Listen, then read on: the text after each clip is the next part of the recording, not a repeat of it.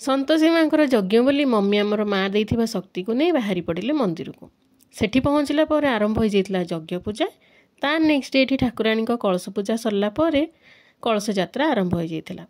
छोट ठारू बड़ जाए कलश यात्रा रे जाइथिले। घरे आमर मम्मी और बाबा 3 दिन पई यज्ञ रे पूजा करथिले। तापर लास्ट डे दिन माने राखी पूर्णिमा दिन माँकर थिला पूर्णाहुति। से दिन घरे समस्ते जाइथिले हेले मु से चांस पाई नथिली माँकर पूर्णाहुति देखिबाकू। तो पुचुनु को ये वीडियो कॉल कर देथिली टिके समय पूर्व जानिला जिंती मु जिबिनी तो सेथिपई एमती अपसेट होइकी बसथिला। तो ये फाइनली माँकर पूर्णाहुति सरला। तो आपण मैंने भी माँ को दर्शन कर नियंतु। तो यही मंदिर होची आम खोर्धा नियाल रे अछि। तो सबू शक्ति ये पूजा होगी रखाई जाइछंती। सेठी थिबा भाईना माने ए सुंदर रंगोली बनैथिले। तो फाइनली ये होचंती आम माँकर 3 दिन रो सजा होइथिबा फोटो बहुत सुंदर देखाई देउथिले।